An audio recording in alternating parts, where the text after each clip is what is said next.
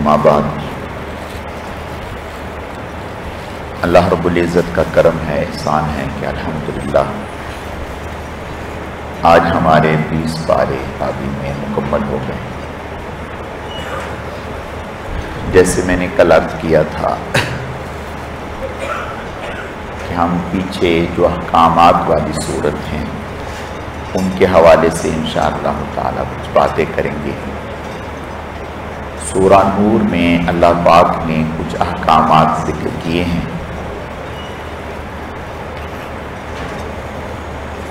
اور پاک دامنی اور عفت کے حوالے سے پاک نے سورہ نور میں مسائل کو ذکر کیے ہیں۔ اللہ پاک نے ایمان والے مردوں اور ایمان والے عورتوں سے فرمایا قُلْ لِلْمُؤْمِنِينَ يَغُضُّوا مِنْ أَبْصَارِهِمْ وَيَحْفَظُوا فُرُوجَهُمْ کہ اے ایمان والے مردو اپنی نگاہوں کو نیچا رکھو۔ اسی طرح عورتوں سے فرمایا کہ وہ اپنی نگاہوں کو نیچا رکھیں، اور پھر اسی طرح آپ صلی اللہ علیہ وسلم نے ارشاد فرمایا کہ کوئی مرد کسی عورت سے تنہائی میں الگ ہو کر کے بات نہ کریں غیر محرم کے ساتھ۔ فرمایا کہ اگر ایسا کریں گے تو تیسرا ان میں شیطان ہوگا جو انسان کو گناہ میں مبتلا کر دے گا۔ اور پھر آپ صلی اللہ علیہ وسلم نے فرمایا کہ شیطان جو ہے وہ انسان کی رگوں میں خون کی طرح دوڑتا ہے، یعنی ایسے مواقع میں شیطان انسان کو فوراً گناہ میں مبتلا کرتا ہے۔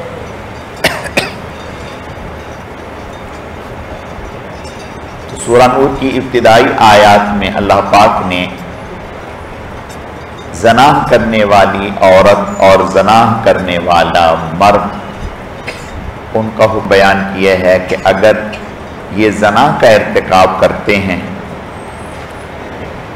اور 4 آدمی اس بات کی گواہی دے دیتے ہیں کہ ہم نے اپنی آنکھوں سے انہیں بدکاری میں مبتلا دیکھا ہے، تو اب ان کے اوپر شریعت حد جاری کرے گی۔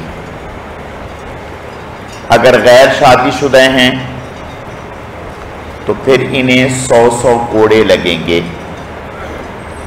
اور یہ وہ سزا ہے کہ جسے کوئی عدالت یا کوئی حکومت یا کوئی حاکم یا کوئی جج اسے اپنی طرف سے ختم نہیں کر سکتا، کم نہیں کر سکتا، یہ اللہ کی طرف سے متعین ہے۔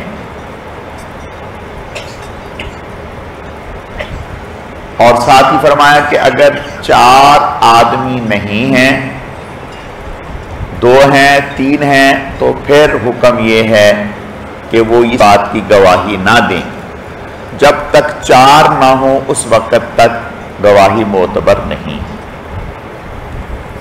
لیکن پھر یوں کہہ سکتے ہیں عدالت میں جا کر کہ ہم نے انہیں زنا کرتے ہوئے تو نہیں دیکھا، لیکن خلوت میں اس طرح سے جو کہ ایک غیر مناسب انداز ہے، اس طرح سے ہم نے ان کو دیکھا ہے۔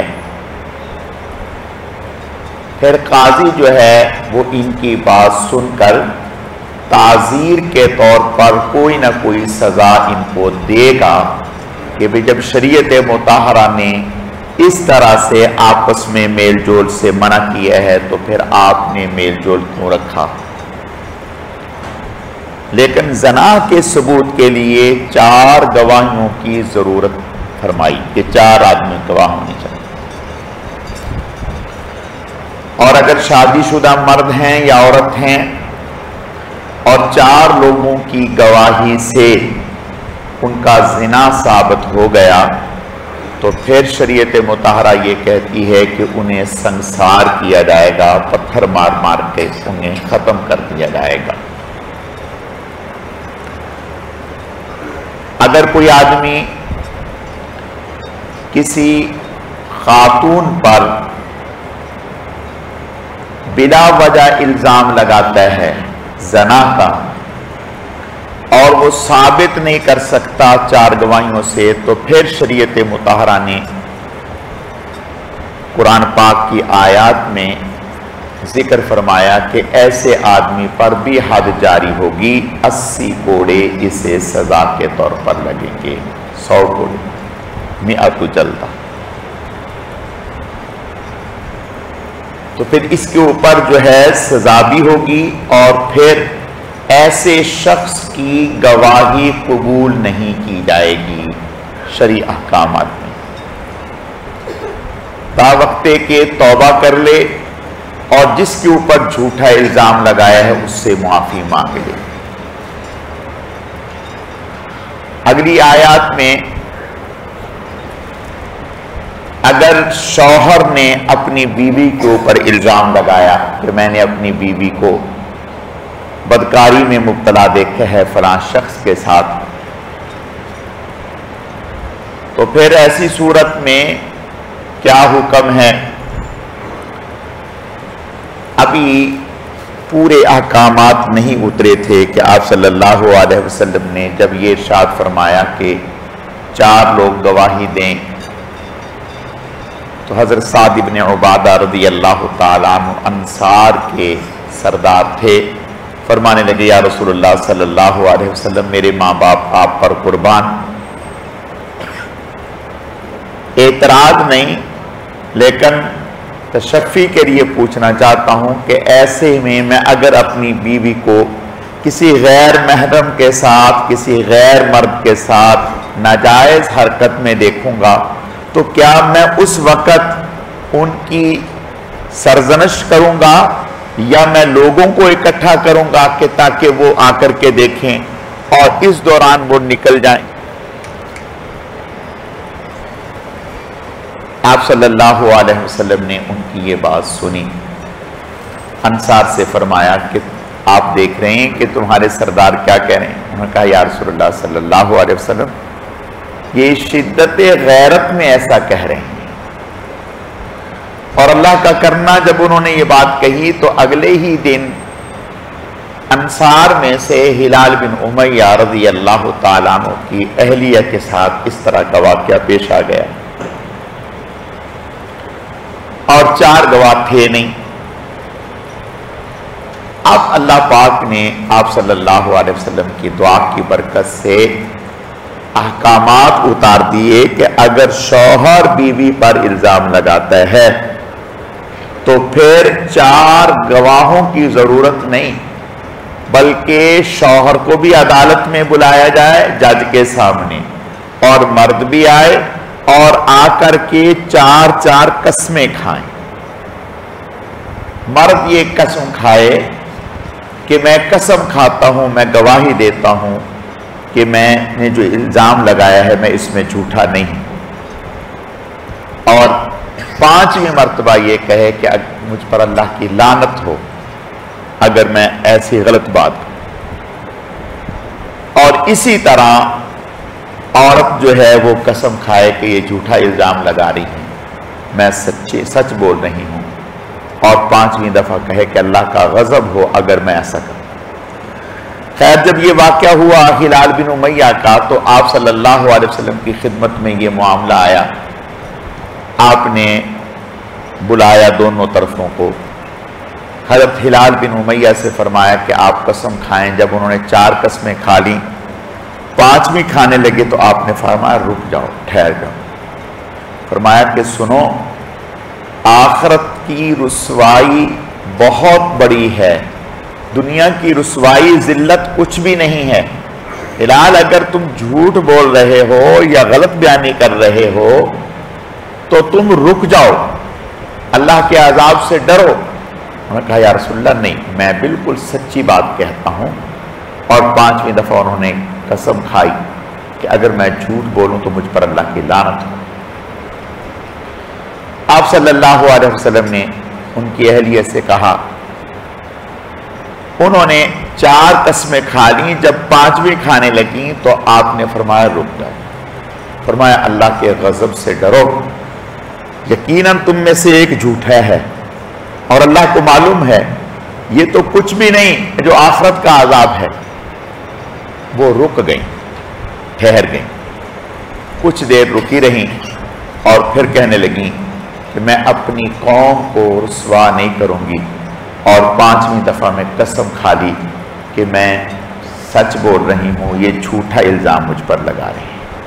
خیر، آپ صلی اللہ علیہ وسلم نے ارشاد فرمایا اب اس سے جو بچہ پیدا ہوگا وہ ماں کے ساتھ ہی رہے گا اور اسے باپ کی طرف منسوب نہیں کیا جائے گا، اور اس کو کسی قسم کا مطعون بھی نہیں، اس کے اوپر کوئی تان بھی نہیں کیا جائے گا۔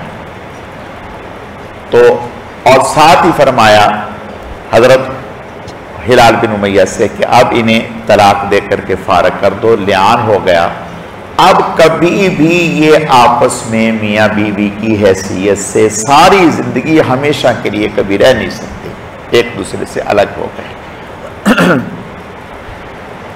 اگلی آیات میں سن 6 ہجری میں آپ صلی اللہ علیہ وسلم غزوہ بنی مستلق سے واپس تشریف لا رہے تھے۔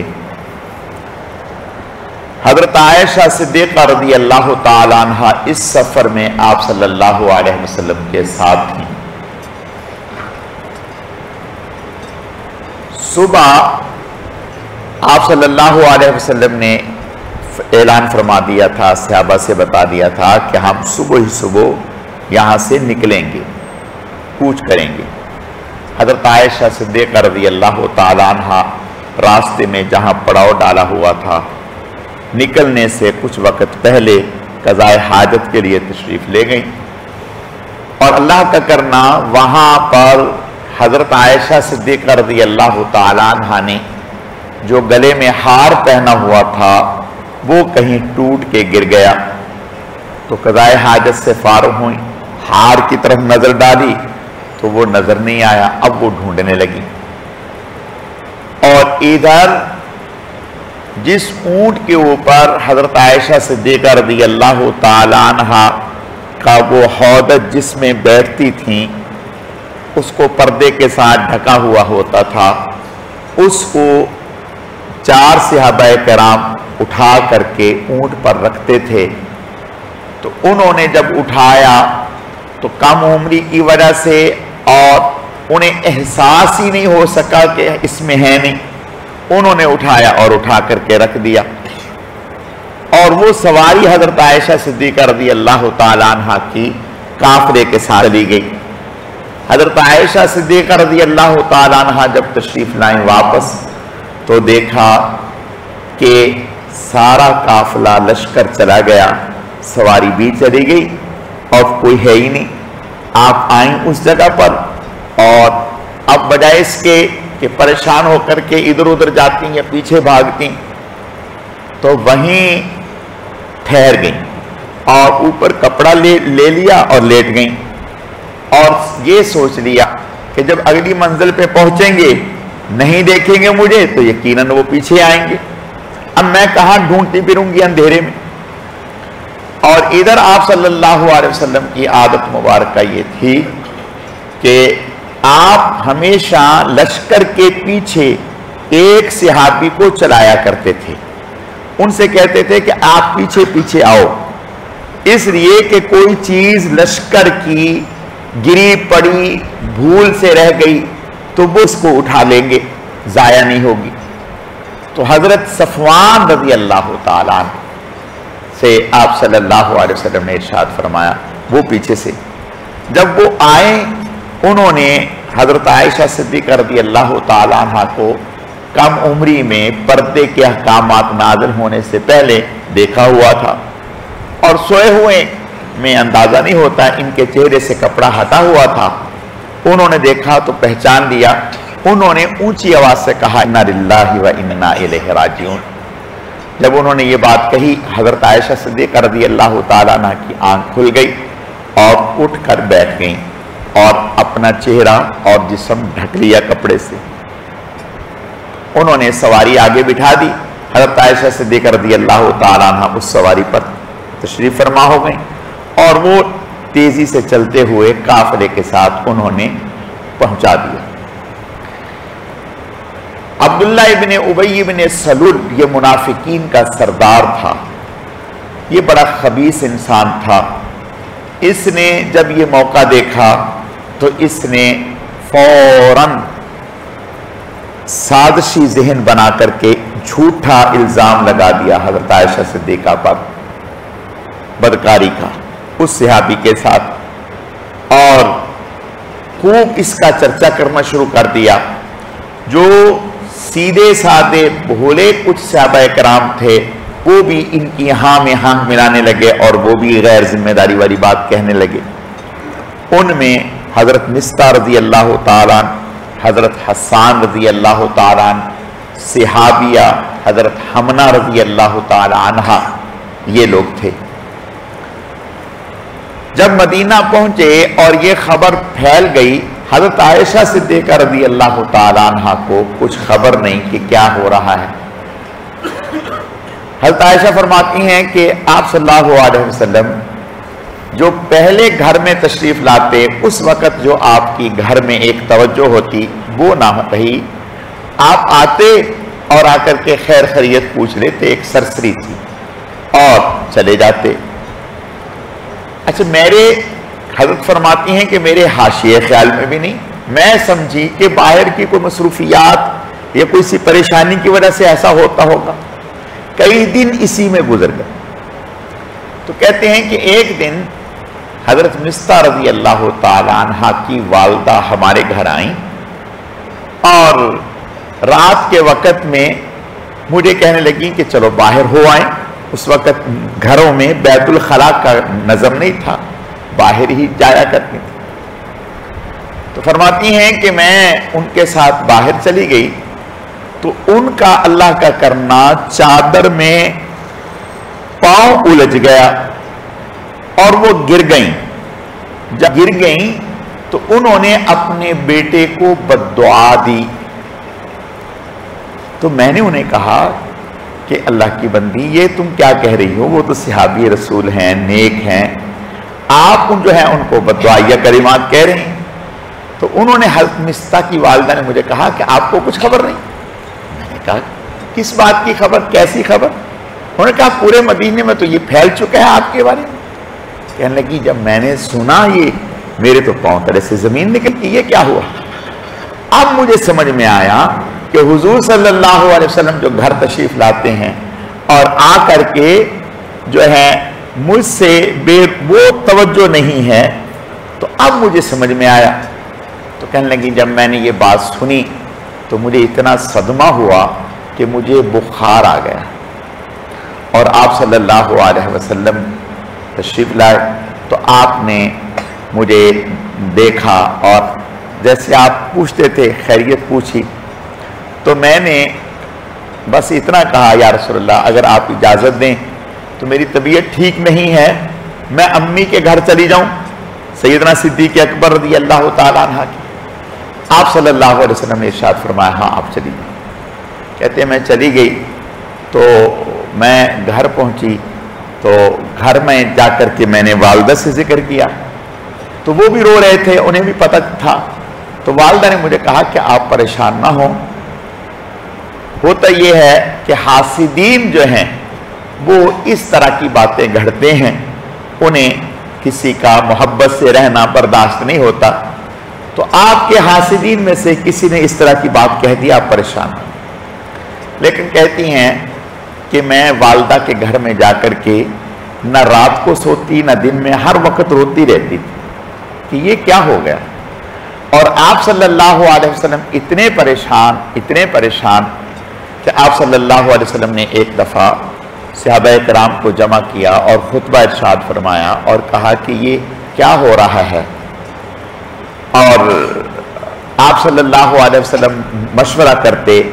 آپ نے حضرت علی سے مشورہ کیا، حضرت عمر سے مشورہ کیا، اور بھی کئی سارے لوگوں سے مشورہ کیا، حضرت زید رضی اللہ تعالیٰ عنہ سے مشورہ کیا. تو سب نے میرے بارے میں اچھی رائے دی، کسی نے کوئی ایسی بات نہیں کہی. تو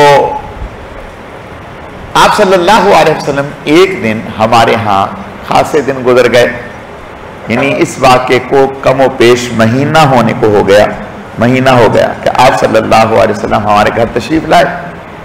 اور تشریف لائے تو میری والدہ اور والد وہ آپ صلی اللہ علیہ وسلم جب تشریف لائے تو وہ پاس بیٹھ گئے. تو آپ صلی اللہ علیہ وسلم نے میری والدہ سے میرے بارے میں پوچھا کہ وہ کہاں ہیں. انہوں نے کہا یا رسول اللہ وہ جب سے آئی ہیں تو وہ مستقل رو رہی ہیں اور نہ راتوں کو نہ کھانا کھا رہی ہیں، پریشان ہیں، اور نہ راتوں کو سکون ہے نہ دن کو سکون ہے. تو کہتی ہیں کہ آپ صلی اللہ علیہ وسلم میرے پاس تشریف لے آئے اور آ کر کے بیٹھ گئے، اور والدہ بھی اور والد بھی. تو آپ صلی اللہ علیہ وسلم نے ارشاد فرمایا عائشہ انسان ہے، انسانوں سے غلطی ہو جاتی ہے، کوئی ایسی بات نہیں. جو بات ہے اگر کوئی غلطی ہو گئی یا کوئی بات ہے تو صاف صاف بتا دو. اللہ کی ذات بڑی ہے، اللہ تعالیٰ سے دعا کریں گے، اللہ تعالیٰ کوئی نہ کوئی راستہ نکال دیں گے. تو جب آپ صلی اللہ علیہ وسلم نے یہ بات ارشاد فرمائی تو میں نے والدہ سے کہا اور اب والد سے کہا کہ آپ بولیں. وہ تو خاموش ہو گئے، وہ بھی رونے لگے کہ میں کیا جواب دوں. میں نے والدہ سے کہا، وہ بھی نہ کوئی جواب دے سکی. تو میں نے کہا یا رسول اللہ صلی اللہ علیہ وسلم جو اس وقت لوگوں میں ایک ہوا چل رہی ہے اور بات چل رہی ہے اور سب کا ذہن یہ بن چکا ہے کہ میں نے یہ غلطی کی ہے، اگر میں مان لوں کہ میں نے یہ غلطی کی ہے جبکہ میں کی نہیں تو سب کہیں گے کہ ہاں آپ نے اس نے ٹھیک کی ہے. اور اگر میں کہتی ہوں کہ میں نے غلطی نہیں کی تو میری بات پر کوئی یقین کرنے کے لیے تیار نہیں. تو فرمانے لگی حضرت عائشہ صدیقہ رضی اللہ تعالیٰ عنہ یا رسول اللہ صلی اللہ علیہ وسلم میں اس موقع پر وہی کہتی ہوں جو یعقوب علیہ السلام نے بیٹوں کی بات سن کر کہا تھا واللہ المستعان علی ما تصفون اور میں فصبر جمیل میں صبر ہی کرتی ہوں اور اللہ تعالیٰ سے مدد مانگتی ہوں اس پر جو لوگ میرے بارے میں اوٹ پٹانگ باتیں کرتے ہیں. تو کہتی ہیں کہ پہلے تو میں روتی رہی، جب آپ صلی اللہ علیہ وسلم نے یہ بات ارشاد فرمائی میں اٹھ کے بیٹھ گئی اور میں بالکل میرے آنسو رک گئے اور میں نے بڑی ہمت کر کے یہ بات کہی. ابھی چند ہی لمحے گزرے تھے کہ آپ صلی اللہ علیہ وسلم پر وحی کے آثار نمودار ہو گئے. یعنی آپ صلی اللہ علیہ وسلم پر جب وحی آیا کرتی تو آپ کے چہرے کا رنگ فق ہو جاتا اور پیشانی پر پسینے کے قطرات آتے اور گرنے لگتے موتیوں کی طرح. تو فرماتی ہیں کہ آپ صلی اللہ علیہ وسلم پر جب یہ وحی آنے لگی تو میں سمجھ گئی کہ شاید اللہ کی طرف سے اب میرے لیے کوئی سہولت کی شکل نکل آئی. تو آپ صلی اللہ علیہ وسلم نے وحی کے بعد پیشانی سے پسینے کو صاف کیا اور فرمایا عائشہ مبارک ہو، مبارک ہو، اللہ نے تمہاری برات کا اعلان فرما دیا. اور 2 رکوع اللہ پاک نے، ایک رکوع بلکہ 2 رکوع اللہ پاک نے کم و بیش حضرت عائشہ صدیقہ رضی اللہ تعالیٰ عنہ کی برات کے بارے میں اتار دی. تو فرماتی ہیں کہ آپ صلی اللہ علیہ وسلم مسکرانے لگے اور میری والدہ نے مجھے کہا کہ اٹھو آپ صلی اللہ علیہ وسلم کا شکریہ ادا کرو. تو میں نے کہا کہ میں پہلے اپنے رب کا شکریہ ادا کروں گی جس نے میری برات کا اظہار فرمایا ہے، اعلان فرمایا ہے. میں فوراً سجدے میں گر گئی اور اللہ کے سامنے روئی، دعائیں کی اور پھر آپ صلی اللہ علیہ وسلم کا شکریہ ادا کیا. تو اللہ پاک نے آیتیں اتار دیں کہ اے نبی اس کو آپ اپنے لیے برا نہ سمجھو کہ یہ ایسا کیوں ہو گیا، اس میں اللہ پاک نے آپ کے لیے اتنی خیریں رکھی ہیں کہ اندازہ نہیں ہے. حضرت عائشہ صدیقہ رضی اللہ تعالیٰ عنہ کا مرتبہ اور مقام اللہ نے لوگوں پر واضح کر دیا. اور حضرت عائشہ صدیقہ رضی اللہ تعالیٰ عنہ فرماتی ہیں کہ مجھے یہ اندازہ نہیں تھا کہ اللہ میرے بارے میں قرآن اتار دیں گے. میں تو یہ سمجھی تھی کہ حضرت جبرائیل علیہ السلام تشریف لائیں گے اور آ کر کے کہہ دیں گے کہ عائشہ جو ہے پاک دامن ہے. لیکن میری خوشی کی انتہا نہیں رہی کہ اللہ نے قرآن اتار دیا اور اللہ نے فرمایا کہ جب آپ نے یہ بات سنی تو سن کر کے فوراً یہ کیوں نہیں کہہ دیا سبحانک ھذا بہتان عظیم کہ اس سے بڑا ان کے اوپر اور کوئی الزام نہیں ہے؟ آپ نے مان کیوں لیا؟ اور یہ کیوں نہ کہا کہ 4 گواہ لاؤ؟ اور اللہ نے فرمایا کہ آپ سمجھتے ہیں کہ یہ معمولی بات ہے جو آپ زبان سے کہہ رہے ہیں، آپ کے ہاں معمولی ہوگی، اللہ کے ہاں یہ بہت بڑی بات ہے۔ اور پھر جب یہ آیات اتری تو 3 صحابہ کرام پر، حضرت حسان، حضرت مصطح اور حضرت حمنہ رضی اللہ تعالی عنہ، ان پر حد جاری ہوئی، حد قذف، الزام لگانے کی 100 کوڑے ان کے اوپر حد جاری ہوئی۔ اور وہ جو منافقوں کا سرگرہ تھا اس کے اوپر دوہری حد جاری ہوئی۔ اور پھر اللہ پاک نے ان کے لیے فرمایا، یہ جو صحابہ کرام تھے مخلص اور جنہوں نے ایسا کہہ دیا، فرمایا وَلَوْلَا فَضْلُ اللَّهِ عَلَيْكُمْ وَرَحْمَتُهُ مَا زَكَىٰ مِنْكُمْ مِنْ أَحَدٍ أَبَدًا وَلَٰكِنَّ اللَّهَ يُزَكِّي۔ اللہ کا اگر تم پر فضل اور احسان نہ ہوتا تو آپ نہ جانے کہاں چلے گئے۔ اللہ نے آپ پر فضل کیا کہ آپ کو توبہ کی توفیق دی، آپ نے توبہ کی اور اللہ نے آپ کی توبہ کو قبول کر لیا۔ اس سے پتہ چلا کہ اگر انسان کوئی گناہ کر بیٹھتا ہے، غلطی کر بیٹھتا ہے اور اس کے بعد وہ توبہ کر لیتا ہے تو وہ توبہ اللہ کا بہت بڑا انعام ہوتا ہے کہ اللہ اس کو توبہ کی توفیق دیتے ہیں، اور اللہ نے توبہ قبول کرنی ہوتی ہے جبھی تو اللہ تعالیٰ توبہ کی توفیق دے دیتے ہیں۔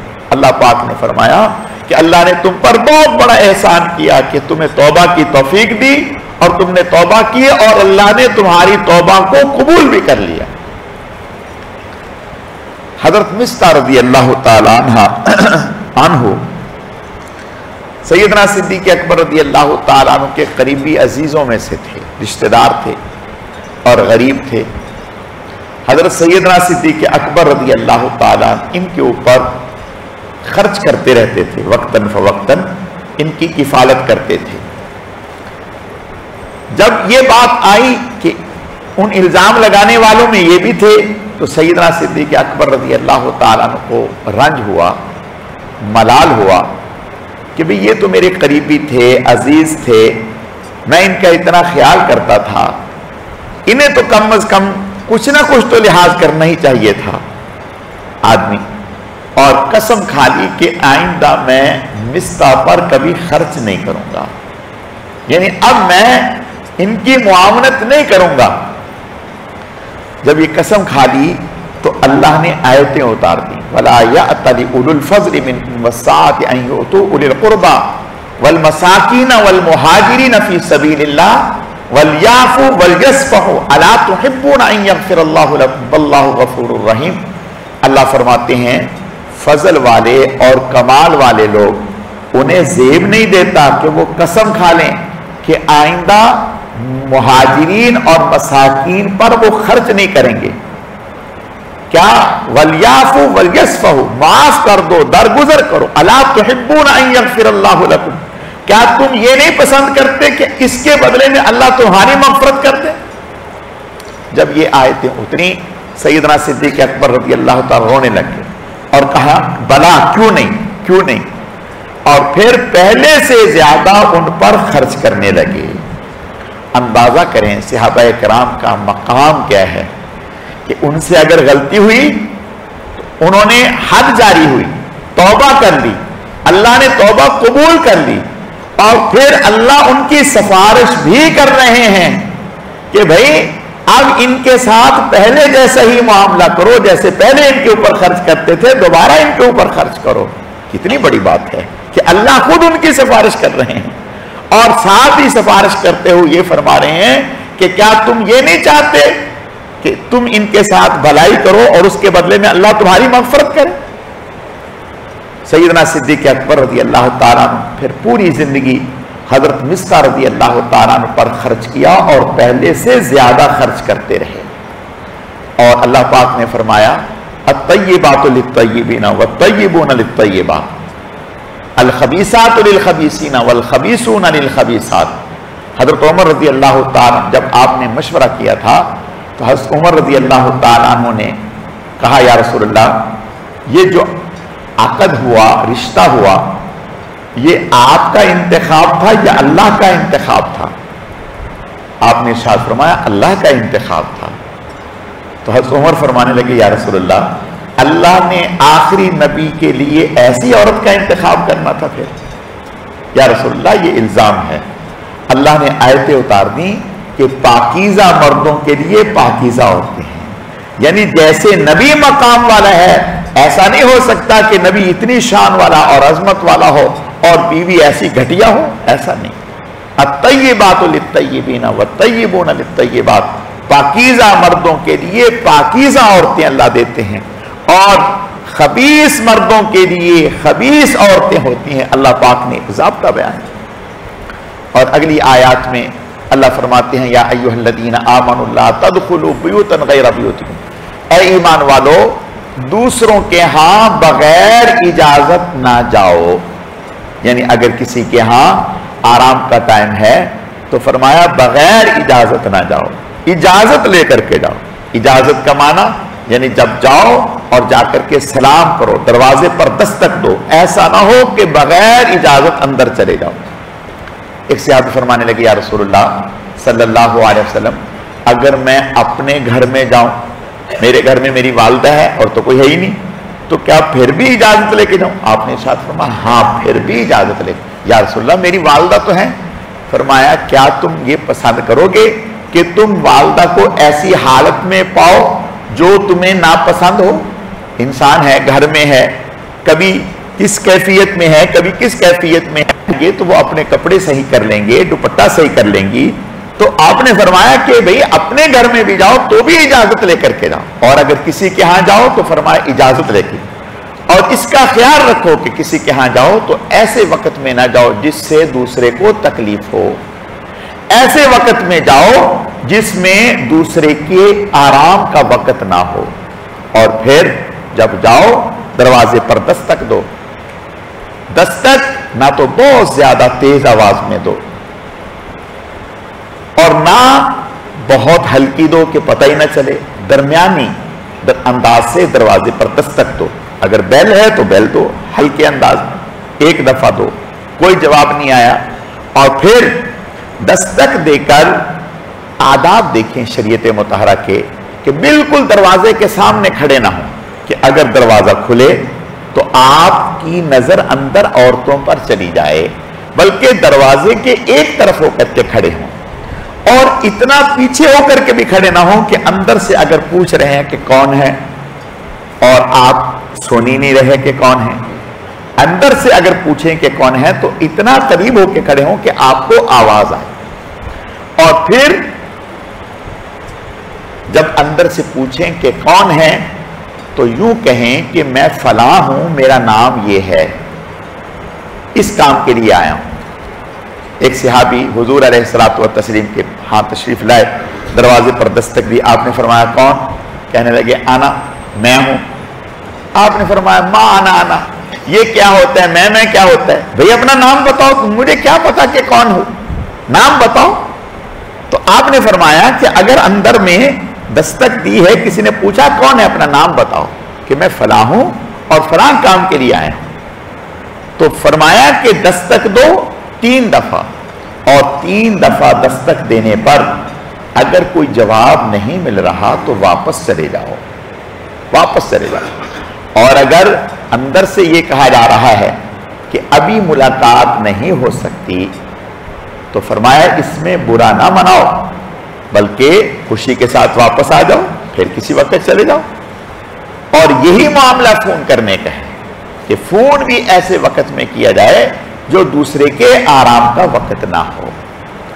آپ صلی اللہ علیہ وسلم ایک صحابی کے ہاں تشریف لائے اور آپ نے آ کر کے دروازے پر دستک دی اور سلام کیا، کوئی جواب نہیں ملا۔ پھر آپ نے دستک دی اور سلام کیا، کوئی جواب نہیں ملا۔ پھر آپ نے دستک دی، سلام کیا، کوئی جواب نہیں ملا۔ آپ واپس تشریف لے جانے لگے۔ دروازہ کھلا تو وہ صحابی اندر سے دوڑتے ہوئے آئے، حضور سے آ کر کے ملے۔ آپ نے فرمایا میاں تم اندر تھے؟ جی یا رسول اللہ۔ فرمایا کہ آپ نے میرا سلام نہیں سنا؟ یا رسول اللہ صلی اللہ علیہ وسلم میں نے سنا تھا تو جواب نہیں دیا، یا رسول اللہ صلی اللہ علیہ وسلم میں نے جواب دیا تھا لیکن میں نے ہلکی آواز میں دیا تھا، اس لیے کہ میں یہ چاہ رہا تھا، میرے دل میں یہ آیا کہ کہاں تم اور کہاں یہ نصیبہ کہ نبوت کی زبان سے تمہیں سلامتی کی، رحمت کی دعائیں مل رہی ہیں، السلام علیکم ورحمۃ اللہ وبرکاتہ، تو میں نے سلام کا تو جواب دیا لیکن ہلکی آواز میں دیا، میں چاہ رہا تھا کہ زیادہ سے زیادہ میں آپ سے دعائیں لے لوں، اس وجہ سے یا رسول اللہ میں جواب تو دیتا تھا، ہلکی آواز میں دیتا تھا۔ جب میں نے دیکھا کہ آپ واپس تشریف لے جانے لگے تو میں نکل کے باہر آ گیا، خیر آپ نے کچھ نہیں فرمایا اور ان کے ہاں چلے گئے۔ تو یہ شریعت مطہرہ نے ہمیں آداب بتلا اور فرمایا کہ یہی معاملہ چھوٹے بچوں کا ہے کہ چھوٹے بچوں کو بھی کسی کے ہاں ایسے وقت میں نہ جانے دو جو آرام کا وقت ہو۔ اللہ رب العزت سمجھنے کی، عمل کرنے کی توفیق عطا فرمائے۔ الحمدللہ رب العالمین والعاقبۃ للمتقین والصلاة والسلام علی سید المرسلین اللہم صلی علی محمد النبی الأمی وعلی آلہ واصحابہ وبارک وسلم وصلی علیہ رب اغفر وارحم وانت خیر الراحمین۔ اے اللہ جو کچھ کہا سنا گیا اپنی بارگاہ میں قبول فرما، کمی کوتاہیوں کو معاف فرما، ہمارے اعمال میں اخلاص پیدا فرما، اپنی رضا نصیب فرما۔ اے اللہ اس ماہ مبارک کی صحیح معنوں میں قدردانی کی توفیق عطا فرما، اس ماہ مبارک کے ایک ایک لمحے کو عبادات میں، ذکر اذکار میں، تلاوت میں، نوافل میں گزارنے کی توفیق عطا فرما۔ اے اللہ اس ماہ مبارک میں اور پھر پوری زندگی ہر قسم کے چھوٹے بڑے گناہوں سے ہماری حفاظت فرما۔ اے اللہ ہم سب کو لیلۃ القدر کی سعادتیں، برکتیں، رحمتیں نصیب فرما، ہم میں سے کسی کو بھی محروم نہ فرما۔ اے اللہ اس ماہ مبارک میں افطار میں، سحر میں، رات میں، دن میں آپ کی طرف سے لاکھوں اور کروڑوں انسانوں کی مغفرت کے فیصلے ہوتے ہیں۔ اے اللہ ان میں ہم سب کو، ہمارے والدین کو، پوری امت کو شامل فرما۔ اے اللہ اس ماہ مبارک میں اور پھر پوری زندگی ہم سب کی تمام دعاؤں کو قبول فرما، ہم سب کی تمام حاجات کو پورا فرما، تمام مسائل کو حل فرما، تمام پریشانیوں کو دور فرما، ہم سب کے لیے دنیا اور آخرت کی عزتیں، عظمتیں، عافیتیں، خیریں، بھلائیاں مقدر فرما، ہر قسم کے شرور سے، مصائب و آلام سے، فتن سے اے اللہ ہم سب کی حفاظت فرما، جو مانگ سکے وہ بھی عطا فرما، جو نہ مانگ سکے وہ بھی عطا فرما، بن مانگے عطا فرما، اپنی شایان شان نصیب فرما۔ اللہم